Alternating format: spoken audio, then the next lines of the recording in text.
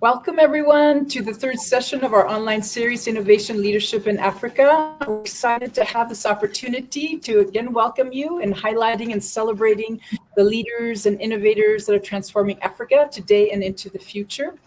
This includes our online series, which started in July, is now going up to this 25th of September, and an upcoming on-site event on October 18th and 19th at Africa Business School in Rabat, Morocco. So stay tuned, there's more. I'm Dr. Karina R. Jensen, Professor in OB, Innovation and Leadership at Africa Business School and co-leader of Global Research and Practice at the ISPIM Innovation Leadership SIG. So before we get started, I'd like to mention our co-sponsors of this special series, UM6P Africa Business School and ISPIM, the International Society for Professional Innovation Management. UM6P Africa Business School is a leading university and business school in Morocco that serves as a catalyst in transforming leaders and organizations for the future of work in Africa and beyond. ISPIM is the oldest and largest global innovation network of researchers and practitioners with over 4,400 members from over 100 countries.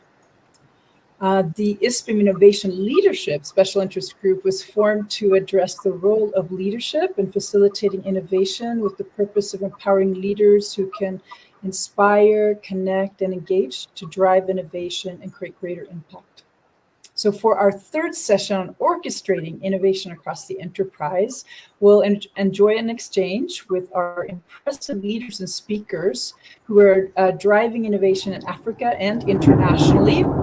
Our guest speakers will share their perspectives and experience in leading initiatives for innovation in Africa.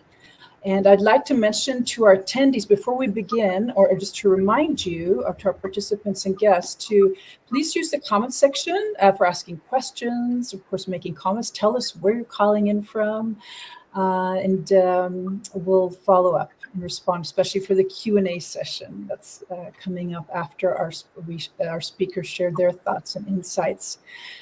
So I'd like to introduce our esteemed international guest speaker and thought leader, Dr. John Besant, who will provide us with an overview and frame the session theme through his extensive expertise and perspectives in organizational innovation. John Besant has been a leading thinker in innovation for over 40 years through his multiple roles as author, advisor, professor, researcher, and even singer-songwriter. He's an emeritus professor of innovation at the University of Exeter and also has visiting appointments at universities in Norway and Germany. He's also acted as an advisor to various national governments and international bodies and companies, including the UN, World Bank, Lego, and Toyota, and more. And he's the author of over 40 books, monographs, and articles. I've had the pleasure of reading some of them, especially for my PhD studies. And his most recent publications, which you want to know, are Managing Innovation, Creativity for Innovation Management, and the Scaling Value Playbook. So I'd like to invite John Besant to help us introduce our theme on organizational innovation and to share his immense innovation wisdom and perspectives. Lovely. Thank you, Karina. Hello, everyone. It's a great pleasure to join you for this webinar. I'm looking forward to it. But I think we ought to recognize we've got a problem with this innovation thing because it's everywhere. I'll give you 30 seconds on any company website. You're going to hit the magic word. You know the kind of thing. Innovation, driving the business, working for the customers, innovation. It's everywhere. And of course, these days in the public sector, same thing. How do we deal with the huge challenges we've got in education or healthcare? Innovation. So every civil servant now has that word on the tip of their tongue. We're going to solve our problems through innovation. Take the United Nations Sustainable Development Goals, those 17 targets that are going to help us save the planet. What does the Secretary General himself say about how we do it? Innovation. It's everywhere. And that's our challenge. Because the word, of course, is really important, but as a slogan, it's meaningless. If we're serious about innovation, we've got to get our hands around it. We've got to organize it. We've got to manage it. We've got to make it happen. Now, My working definition, very simply for innovation, I've simplified it after 40 years of trying to explain it, but for me, it's about creating value from ideas. It could be commercial value, can also be social value. Huge amount of innovation is about social value creation. Most of my work these days is in the humanitarian sector. People like the Red Cross and Save the Children. Once again, it's about innovation, making change happen, value from ideas, but in a social value sense. But whichever kind of innovation we're interested in, we've got to do something to make it happen. And the really good news is we know how. We ought to. We've been looking at this question for over 100 years. If you go back to the 1920s, there are research papers talking about managing innovation. So we've been researching it. More importantly, we've been trying to do it in practice. So we have many, many cases to draw on from different countries, different sectors, different firm sizes, all sorts. We've got a knowledge base of experience. So we've got something to build on, which is good news for people like myself. We can write books and we can teach courses. It's good news for the consulting industry. Actually, the very good news for all of us is we now even have an international standard for managing innovation. It was launched last week in its full form, ISO 56001. It's all about how we manage innovation. So there we are. Good news. We need to manage innovation, but we know how to do it. Except there's a piece of this puzzle which we're in danger of missing out, which is the most important piece: people. Because innovation isn't just about systems, and organizations aren't somehow structures and buildings and things. It's all about people. It's our creativity, it's the things we know, it's our interaction, it's our passion, our energy. It's so much about people. And so the real challenge we have in managing innovation is what I call sometimes dealing with knowledge spaghetti. We've got all sorts of people inside and linked to our organization who know all sorts of things: legal knowledge, financial knowledge, technical knowledge, all sorts of stuff. They know stuff. They have the ability to work together to create amazing value from ideas. But it's a people-based process. So that's really what I think we need to focus on. We need to pay attention in our discussion of systems and procedures and processes for innovation that we don't lose sight of that big question. Which is why I was delighted to see Karina's title for today being all about orchestrating innovation. For two reasons. First of all, because I think it's going to need some orchestrating. Also, because if you could see behind this rather glamorous background to my real world, it's cluttered. It's my music room, and I have about 27 musical instruments. My wife thinks I've got far too many, but lots of musical instruments, and I like to play music. And that's great fun, but it's also very much a multiplayer thing. You can do a little bit on your own, but the real power for me is when you work with other people and create something. And trust me, if you just put a bunch of people in a room and say, play together, it doesn't always work. What we need is to orchestrate it, to make something better than the sum of the parts emerge. So that's really an issue which I think we have to pay attention to, and why I'm delighted that today's focus is very much on that theme. Now, I think I go to a lot of conferences, and a lot of discussion often is around this theme of an innovation culture. We want an innovation culture. Well, yes, of course we do. I can't imagine any organization standing up and saying, we don't want an innovation culture. Of course we want the kind of organization that can create ideas which will create value.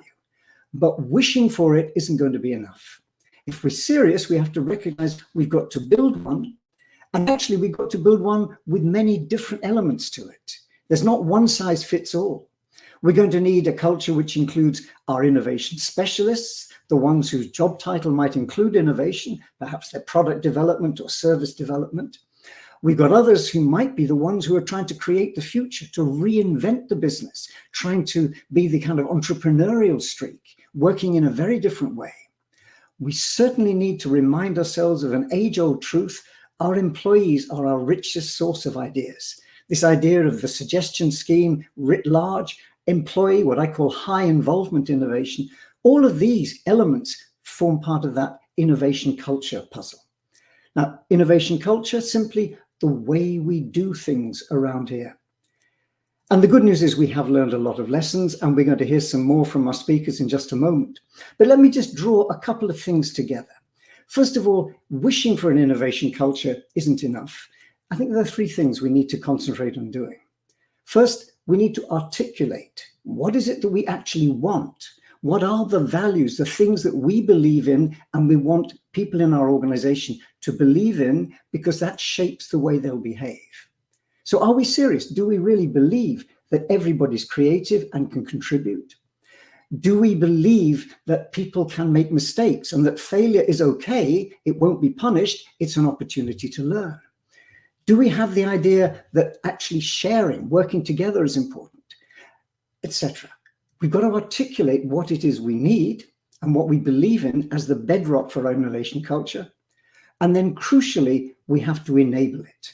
We have to give space and time and permission to play. This idea that actually you can go off in a corner and try an idea out. It won't be held against you. It's how many smart organizations, people like Google or 3M, have for a very long time learned to innovate. Give people space and they'll come up with the goods. Very importantly, we have to train people. Give them the skills to find problems, to work with them, and the processes that enable them to take those ideas somewhere, grow and develop them. A lot of the work I've done recently has been on collaboration platforms, sort of 21st century versions of suggestion schemes, where thousands, sometimes tens of thousands of people can share ideas on a kind of Facebook platform where they can suggest something and others like, and they can build on those ideas. And smart companies, again, use these because they can tap into that rich source of ideas, which is worth a great deal to them, not just in money, but in terms of motivation and reputation and other things that create social value. So we need to articulate, we need to enable, and lastly, we need to reinforce. We need to make sure that message is supported. Just like in music, practice makes perfect. In our organizational context, we also need to articulate, to enable, but to reinforce and support so that it becomes the way we do things around here. So perhaps I could conclude with just one very brief comment, and I know we've got some great conversations, so I'm not going to steal any more time. People often talk about innovation leadership, and Karina, of course, has this wonderful group inside ISPIM. But innovation leaders, we often tend to think it's got to be somebody like Steve Jobs or Elon Musk, somehow these sort of technical whizzes. I met an innovation leader who, for me, is very different from that, but really sums up what I think we need. It's a large German company, a company called Heller, which is very big in the auto components business. Importantly, it's not just big, 35,000 people around the world. It's also old. It's well over 100 years old, and it's survived and grown through innovation. And when I met the man who was the chief executive at the time, member of the family who built the business, he talked about entrepreneurial responsibility. And I asked him, that's an interesting word. What do you mean? And he said, very simply, I expect from everyone in my organization innovation, that they play their part in this innovation story that helps us get there. And he had many, many examples. It was and is a very innovative organization. So top down, I expect. However, the other side of that story is that I need my managers, and I have to lead in the same way by creating the possibility for people to innovate. That's innovation leadership for me. It's articulating, enabling, and reinforcing that message. And with that, Karina, I'm going to shut up because there's 4 excellent speakers and I'd love to hear from them. So I shall enjoy the rest of the conversation. Thank you very much.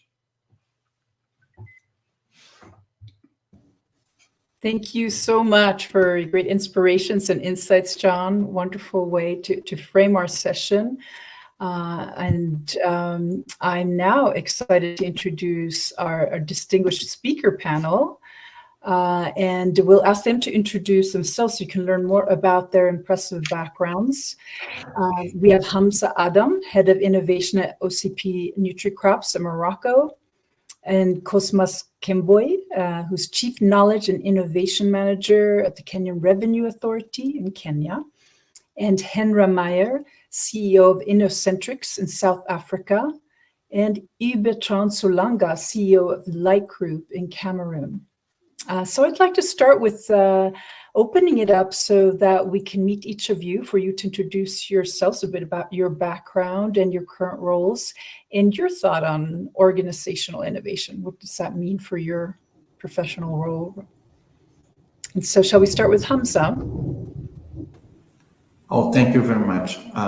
Glad to be here with all of you. Currently, I occupy the role of Head of Innovation at OCP NutriCrops. OCP NutriCrops is basically a new company which belongs to a century company, which is OCP Group. And our aim is to develop solutions for fertilization and nutrient management in agriculture. I think I will be brief in this, just to make a small description on the agriculture challenges to make everyone at the same page, and then we can move to the real question, which is how we do this innovation thing, as Professor said, within our organization. Today, if we are seeing agriculture, we have two main challenges. The food security one, as agriculture is hidden directly with climate change, how we make it more resilient, more profitable to farmers, etc. And in the other side, we have agriculture that contributes heavily and massively to this climate change effect through some nutrient, impact on the environment, etc., etc. So one of our things is to adopt a holistic approach on how we can change our habits, our behavior, our practices in this field, which is really, really old one. If we go to history, agriculture changes, I think there are few of them. The last one was the Green Revolution in the world, I think just after the Second Great War. So that's one thing. How can we do that? I read a question here about what is the role of customer feedback. I think we cannot do this kind of innovation work, we cannot do this kind of transformation unless we are collaborative. And we should be collaborative with our customers, with our suppliers, with ourselves among the same team. Sometimes it's really tough. As you said, collaboration is a kind of mindset that drive this organization, that drive this innovation to be a successful thing. The other point that I want to highlight, and I think Professor just mentioned it, is to say, innovation is a human process. It's not that kind of process where you can just write down steps and, interfaces and say, this is my job, this is your job, and we continue this way. Innovation is about how we make this collective intelligence in one room, how we try to understand each other. Even you are, a legal, or you are financial, or you are a technical guy, an agronomist, or maybe you are coming from another field that no one understands, and we have all together to try to understand each other.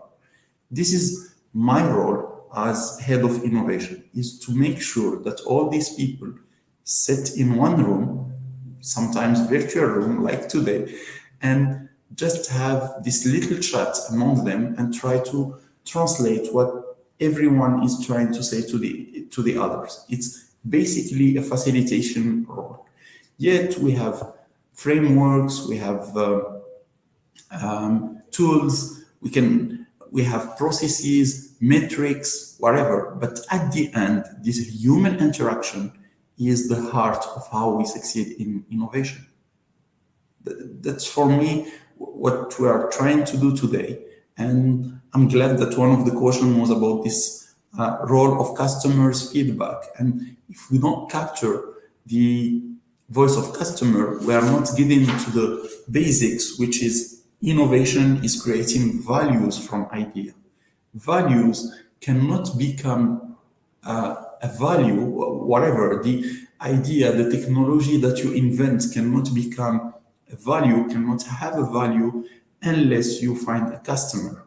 So voice of customer is very important because there are needs, and then you build a solution to fulfill these needs. That's for me, and then I let the floor to the other colleagues. Thank you, Hamza. We'll continue with the introductions. So I'd like to invite Cosmas Kembwe to tell us a little bit more about your background and role and your thought on organizational innovation within your current role. Yes, thank you. My name is Cosmas Kembwe. I work here for Kenya Revenue Authority in Kenya. Kenya Revenue Authority is responsible for revenue collection. It's a tax administration institution. So we collect revenue on behalf of government of Kenya. And my role is head of knowledge management and innovation.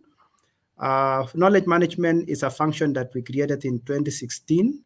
So we've done for now quite about 7-8 years. And also it's a combination of knowledge management and innovation. So we have quite a number of knowledge management initiatives, and we also have what we call creativity and innovation function. So on knowledge management, some of the roles that we do on knowledge management is to facilitate access to knowledge to staff, where we have a platform that we call a knowledge platform that we facilitate staff to access knowledge. Therefore, what we do is to identify and collect knowledge from different departments and make it available for all staff to be able to use it.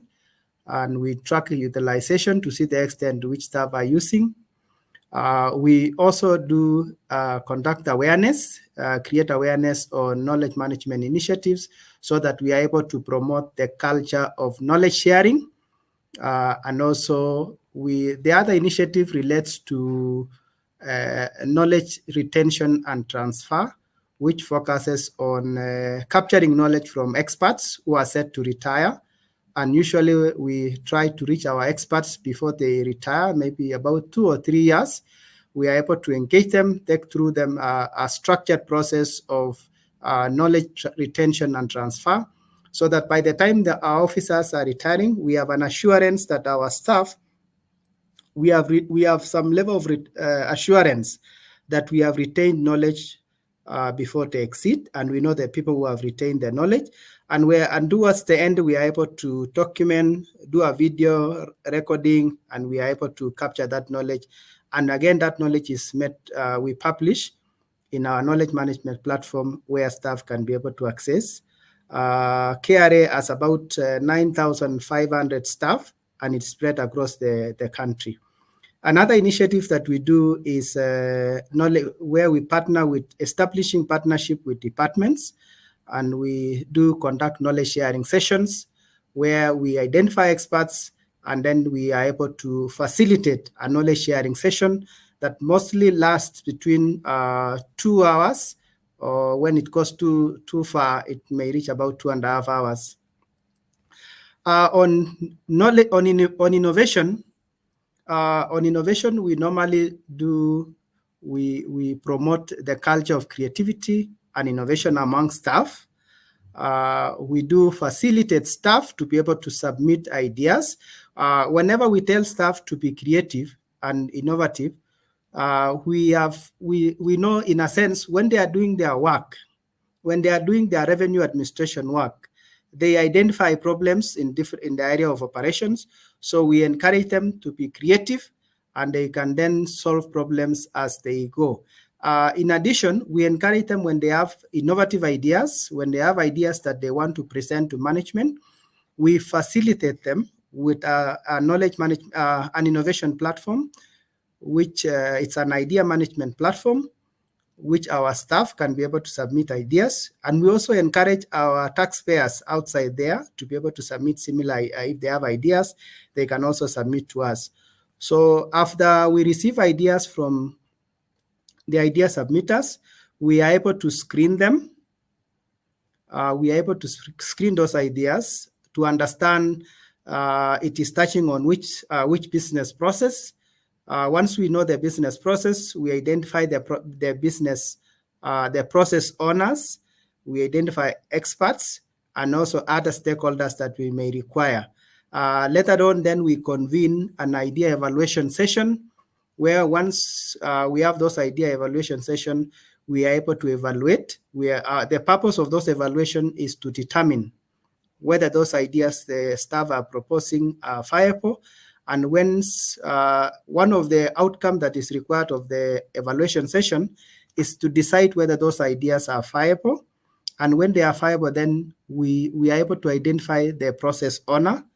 And usually the process owners, some of the process owners are in that evaluation session. It's a highly structured process during the evaluation session, and the heads of departments are involved at the level of identifying the people who are coming to help us in evaluation. Once the idea is identified be viable, we then recommend to the user department to be able to implement, but we also support them, and we also do monitoring and evaluation to ensure that we track to see the extent to which those ideas are implemented.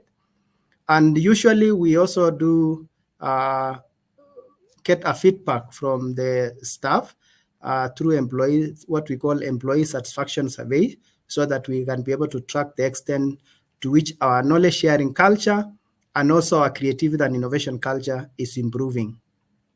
I think for now, and then the issue of innovation as a knowledge manager, because my background is knowledge management, is I think if you look at the organizational innovation, it's quite much related to what Professor Bisan said. It is looking at ideas, and then how do you make use of those ideas to create value for the organization. But it's also essential about making use of knowledge to be able to improve on what you are currently doing, and also embracing the culture of creativity and innovation. Thank you.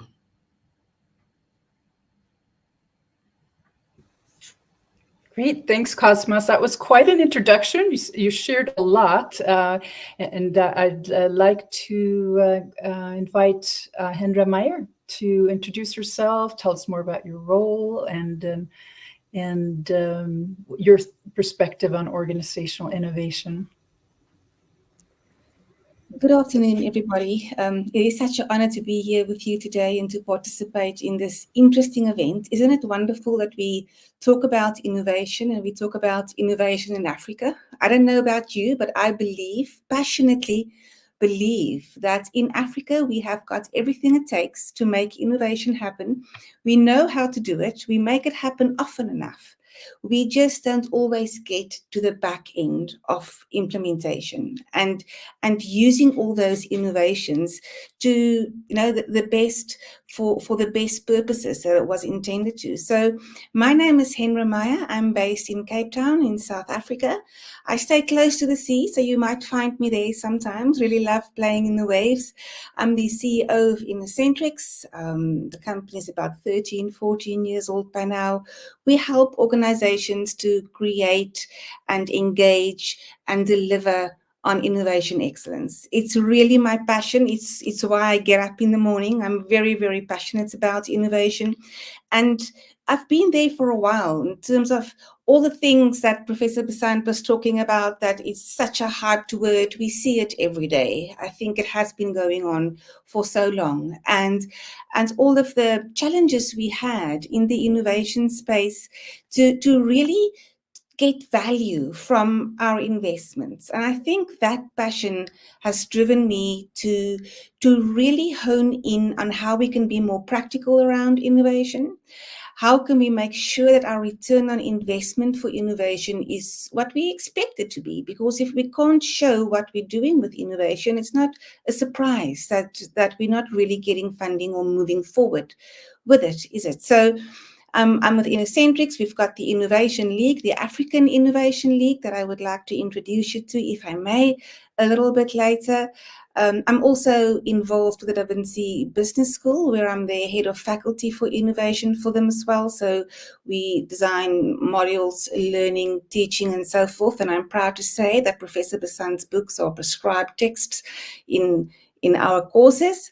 I'm also part of the South African team that's representing our country on the ISO 56000 series of innovation management standards. So very excited about the requirement standard being published.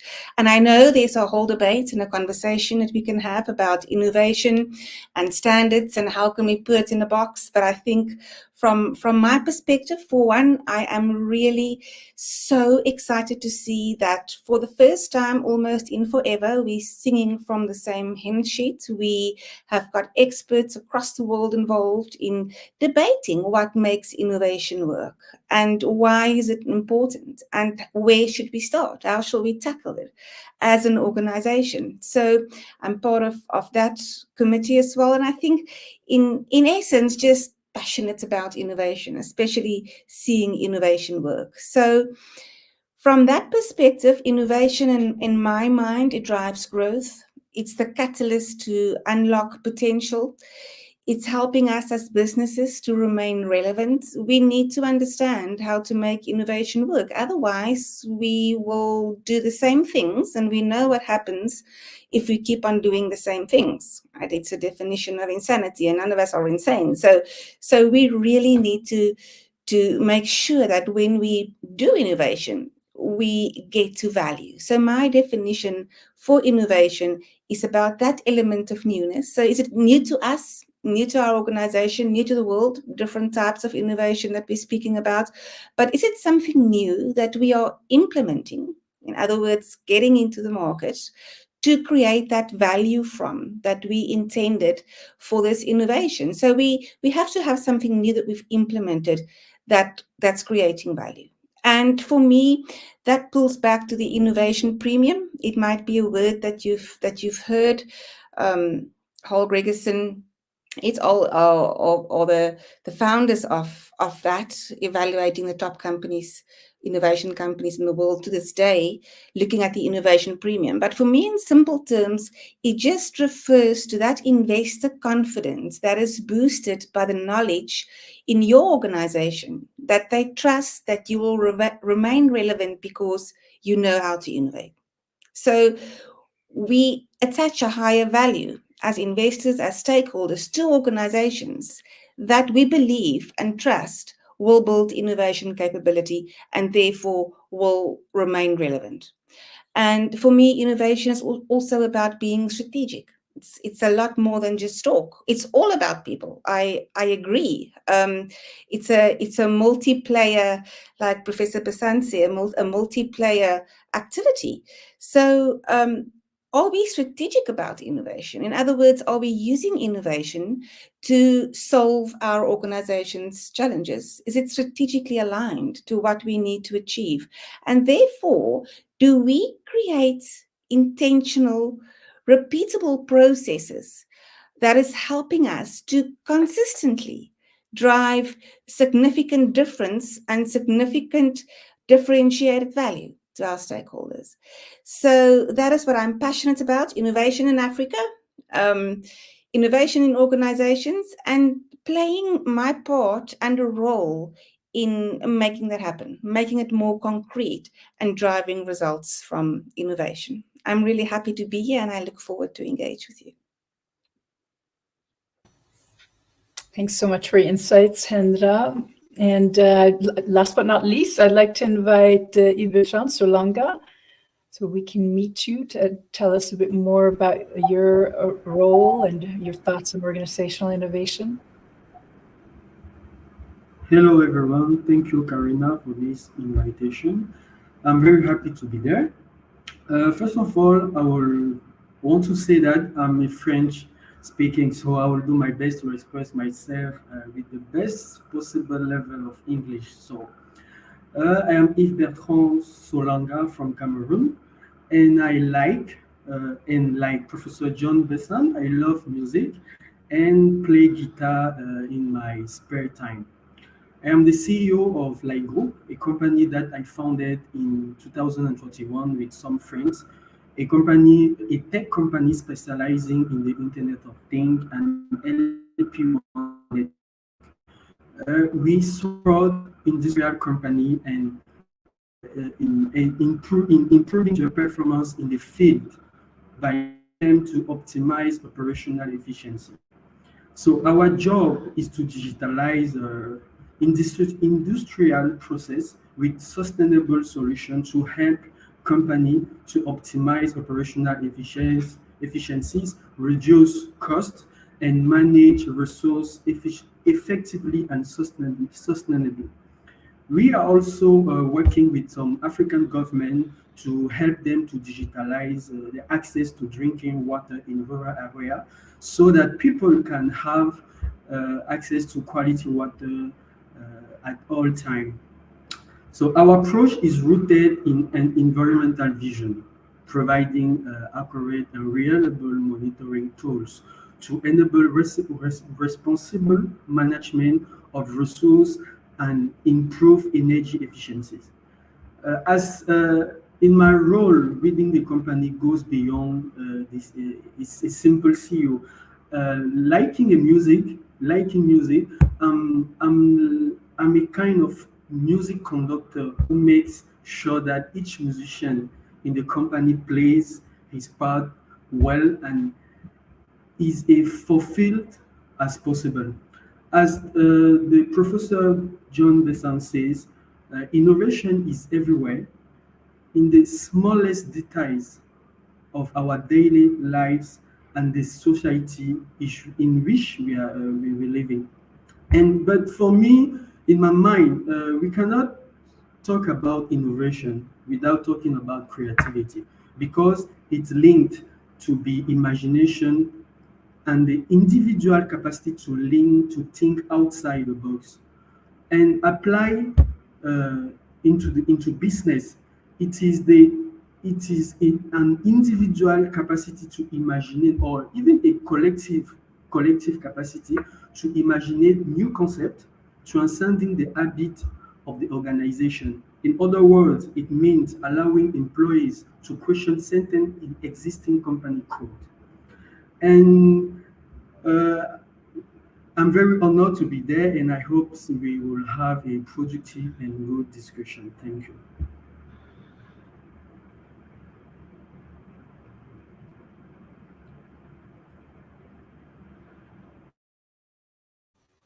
Unmute. Thank you so much, Vichand. Again, some inspirations to share with the audience. Our time is running so quickly because each of you had such insightful and rich introductions. So what I will do for this next question, maybe ask you just a very quick response for each of you. I know it's a big question, and it's about do you think is most important for developing an innovation culture for African organizations? Is it about the leader? Is it about the organization? Maybe you can maybe in one or two sentences, a quick thought on what you think is most important for developing an innovation culture from each of you.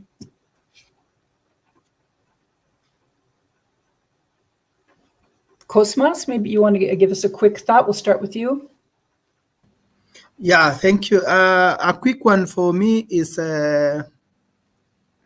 valuing and making creativity and innovation feasible in the organization, either in terms of the organizational structure, policy, or strategic documents. So the whole aspect of making creativity and innovation an important value that you want your staff to have is very important for me, so that for leaders, then what the leaders can do is to create an environment in which staff feel it's okay to submit an idea without necessarily thinking that it is viable, it's not viable. Let other people come and decide it. I think that is what I have seen that makes staff, for example, when we started implementing innovation, of course, one of the challenges that we are facing is what is innovation. But we have seen the way we have promoted that it is about creativity among staff, and you can't be innovative if you don't have creativity. And the outcome of creativity is actually having ideas that comes from staff. So over some time, we have now seen that there is a new culture. People are willingly sharing ideas with us, sharing ideas. They know management is going to listen.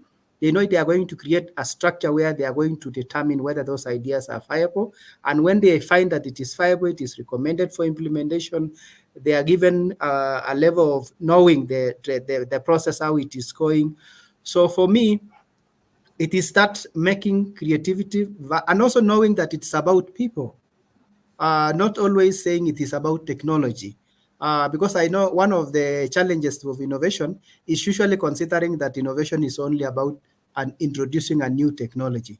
But it's more about people. Can people be more creative in what they are doing better than what they were doing yesterday? I think for me, that is very important.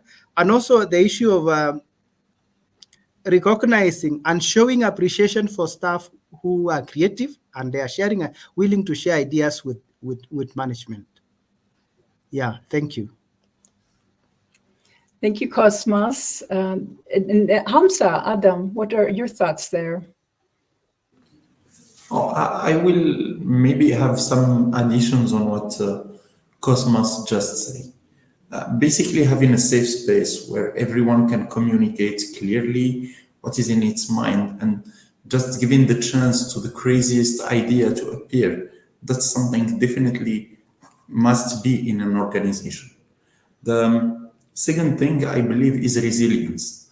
Whatever innovation, whatever these creative ideas that we might think about or that we might try to implement, we will face some resistance. Internal resistance from the organization itself, external resistance because we are addressing a market or we are addressing some stakeholders and they are used to something. So whatever this new idea, resilience is a core components of innovation. We should push, continue pushing, etc., etc. But what is the most important thing? Because pushing against the wall, still pushing and getting no results. It's the continuous learning curve, and I'm glad to see that Cosmos is Chief Knowledge and Innovation because this continuous learning curve is what defines the innovation process regarding the stubborn and sorry for my language process. In an innovation process, we should be open to say that we fail because of that, even though it was our own idea, and then we move forward. This continuous learning is very important. Great innovators are the people who can learn very fast. I'm lacking a skill on, I don't know, on digital, on strategy, on marketing, on pricing. I have to go and start learning some basics. Then humility comes there. And this humility is very important. Seeking advice, asking for help is very important. This comes again to this safe space that leaders create within their organizations, and then people can just express themselves and ask about what they really, really need to fulfill and to accomplish their ideas. The last thing I would really add is everything were to be tried. But how we design this, it should be a kind of killer experiment. So at some point, we have limited resources. That's the case in Africa. And we have to create a difference, a big gap to bridge. So at some point, we have to design that unique, specific experience that allow us to say, this is an idea that we can continue pushing, or this is an idea that we should really stop early stage and move to something else. For me, that is how in Africa, in our context of limited resources, we can move forward. And I do believe African people, I am an African guy, and African people are very creative, are very resilient. So somehow we should just keep pushing and be more practical on what we really, really want. Leaders will create this safe space, will allow some resources to this creativity, but then we have to think how we can optimize our resources, our time and effort. Thank you. Thank you. We have some great examples from that you've shared with us, Cosmas and Hamza, within the organization. So I'd be curious to hear from you, Bertrand and Henra, in working with your clients. What have you found in working with organization? What has become most important for developing an innovation culture? Quick thoughts. Can I answer?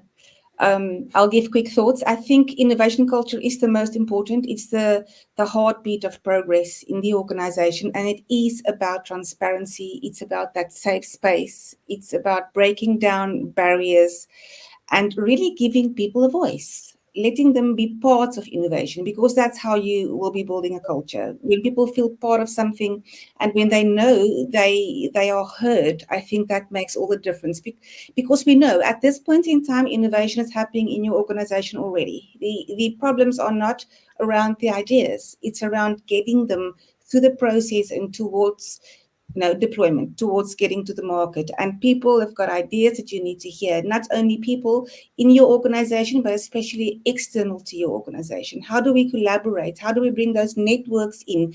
And what processes do we create to make that work? So for me, very shortly, I echo everything that has been said.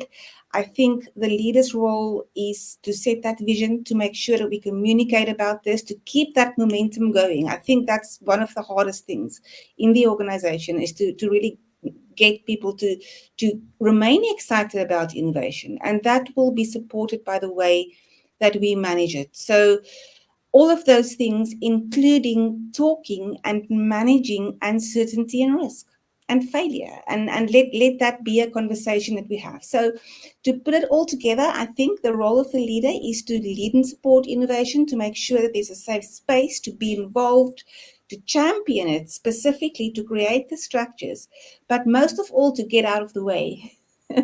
Linda Hill is one of my favorite people to listen to, Professor Linda Hill, and she always said the role of the leader is to set the stage, not to perform on it. It's not the leader's stage. His role is to create that safe space for innovation to flourish. And that, I think, is the most important thing about culture. It's the most difficult thing to get right. It takes time, but it is so worth it, because everything in the organization and the success of innovation in the long run, I think, depend on it. Thank you.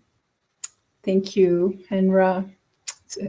Great insights. And Bertrand, I want to make sure you have maybe the last comment there, or what are your thoughts from working with clients? A quick thought on what's important for developing an innovation culture.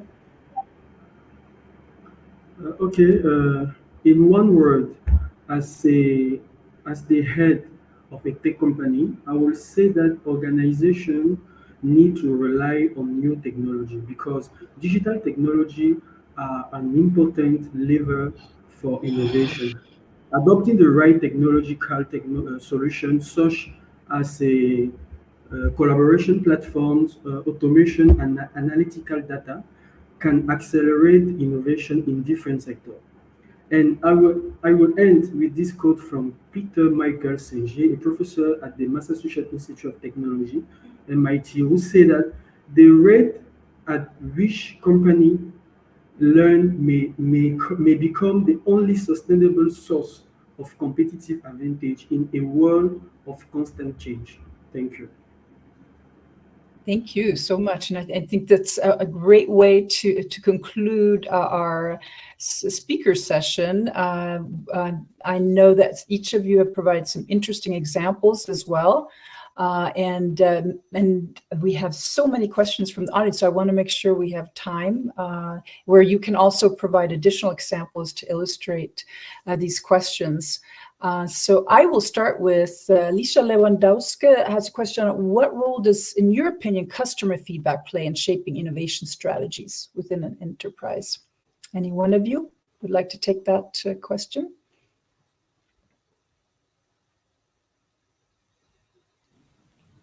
I may give it a try. As I mentioned earlier, customer feedback is very important. At some point, creating value comes through customer. If there are no customer, there is no at least economical value of that. There are no economical, no social impact if you don't have the adoption of some stakeholders that we can also consider as customer if we adopt a broad definition of what is a customer. So at some point, this is at the heart of innovation. I remember when buses has been invented. It has been created in France. It was a new technology at that time. They call it la servante, but it failed. It was a big flop, and it happened just because they didn't care about customers. They didn't see how customers fear the thing, fear this creation, and then nobody wants to use it.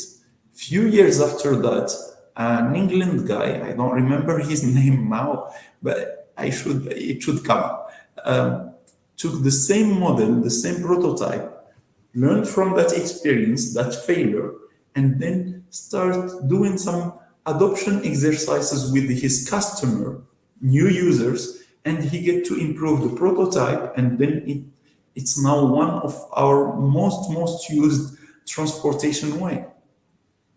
At the end, if you aren't considering, if no one is considering the customer, there is no value creation. So there is no innovation there. We can bring the brilliant technology, but if there is no customer, there is no innovation. Thank you, Hamza. And I have another question from Abdilalil Muhafid. From innovation to mass adoption requires time and money. So how can organizations effectively balance short-term innovation needs with long-term strategic goals? Who would like to take that one? I can try, if it's okay. I think the reference is to the ambidextrous organization. How do we create the business of the future while we are working in the business of today? Because that is what we are here to do. But I think it's such an important skill. And for me, it's all around aligning what you're doing with innovation to what your organization is supposed to do, what you are supposed to achieve, and what your strategy is about. So addressing your strategic challenges with innovation, and running your campaigns, your programs, your innovation activities linked to things that the organization need to do. I've been in places where leadership at organizations said, we know we need to do innovation, we know we need to run a campaign, but we feel guilty about it. But at this point in time, we need to kill fires. We need to change the board again. We need to make sure the share price is up. I think it is important for leadership especially to say we need to innovate, and this is how we're going to do it and how we align it to what we need to achieve as an organization while we build this business across what we need to do today, what we need to do in the near future, and what we need to do further afield, further out for us. But consideration of tomorrow is necessary today. If we can't imagine it, we can't create it. And a leader needs to set the stage and create the space for innovation to happen with balance on where we focus. I hope that helps. Great. I'm sure it did. Wonderful. So I'm going to quickly move on to the next question from Musa Sako. What are the best practices to identify and prioritize innovation opportunities across different business units? Who would like to take that one on?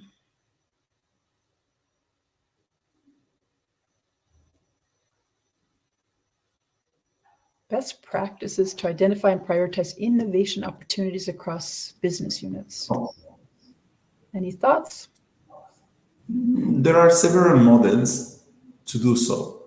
You can use a model to get back also to the previous question on horizons, saying that this is a real priority for today. This is a strategic thing that we should start digging into, but we don't really know what would happen. So we foster it and we are waiting till next 5-6 years. The other thing is the alignment with your strategy, the alignment with your business imperative. It's beyond the technology itself. It's you imagine a business in a certain way.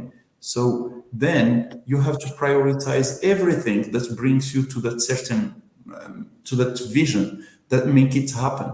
That's the real tool to prioritize your innovation. You can find different frameworks, you can find this horizons thing, you can find matrix, many tools are available and they are widely used. But at the heart of all of them is the alignment with your strategy, with your vision of the future. Because innovation is not about today. Innovation is always about the future. You are imagining a certain conditions in the world and you are trying to fit into those conditions or trying to avoid them. And this is what innovation game is. So either you are a good strategist or you fail in that game.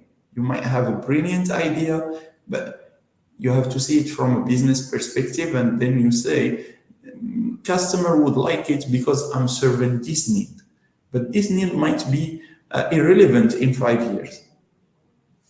That's the thing. Many tools are available and are widely used.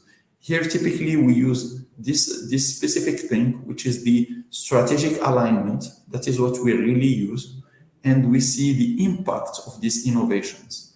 Then there is a kind of expected value out of it. And in value, we are talking about the economical one, the social one, the environmental one, because we care about all of that. And this is at the heart of our strategy. Otherwise, it would be a different thing that you will consider as metrics, but then your expected value, if your project is in low TRL, meaning low scale, you are just starting this idea, prototyping it, the expected value might be 1 billion, then you have to adjust it to a certain level. You might use a ratio of 20%, 25, whatever, depending on your organization. And then it gives you a real weight and the real balance between what should be done today and what can be a little bit delayed in your backlog list, because everything worth to be tried.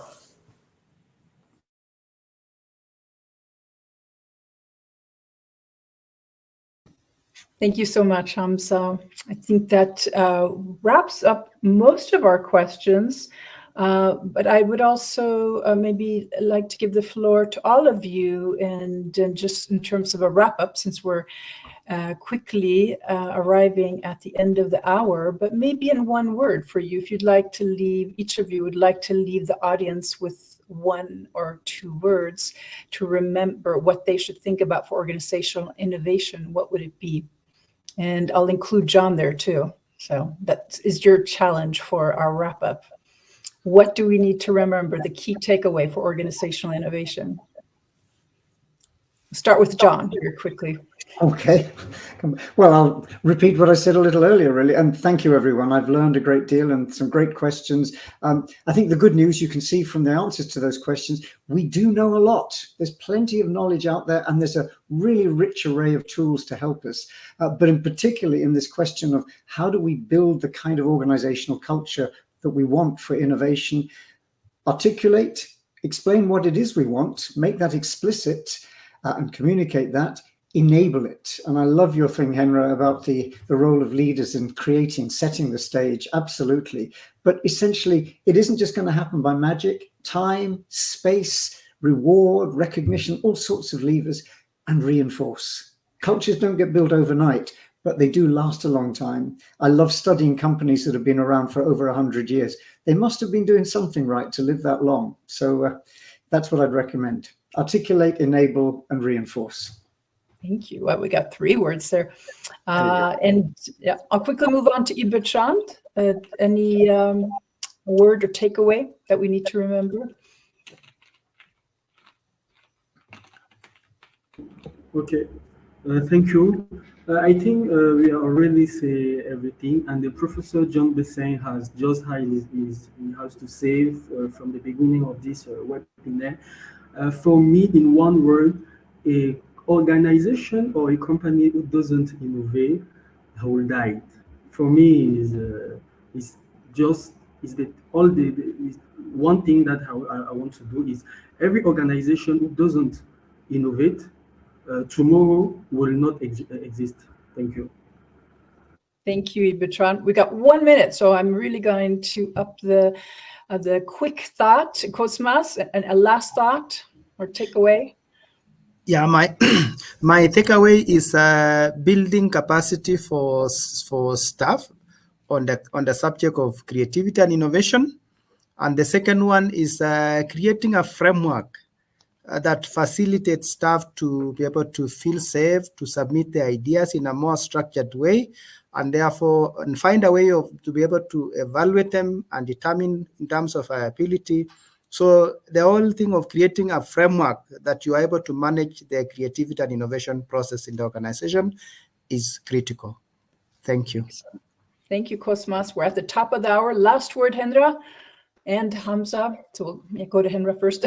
I'll be very quick. I think for me, it's all about leadership. If leadership is not on board, it's going to be very hard to make innovation happen. It's going to be almost impossible.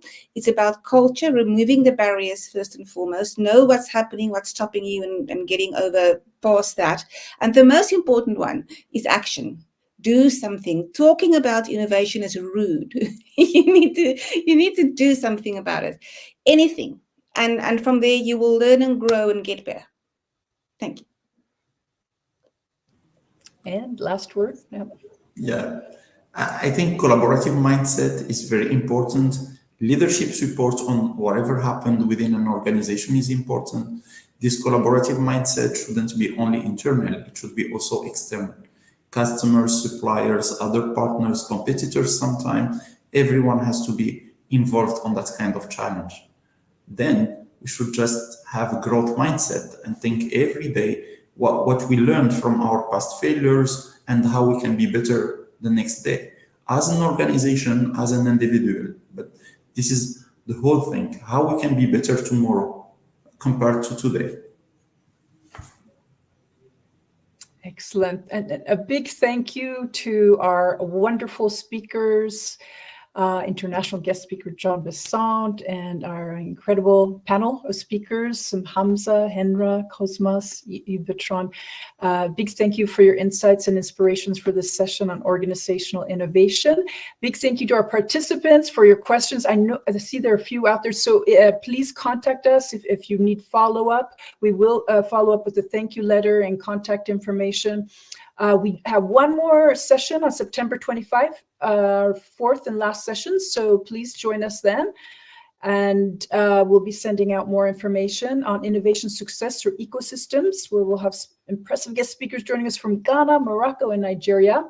And I've also included a link. I hope we'll see you in Rabat, Morocco, because we have our big innovation leadership workshop on October 18th and 19th, where we'd like to invite you to join us in co-creating and the future agenda for research and practice in Africa.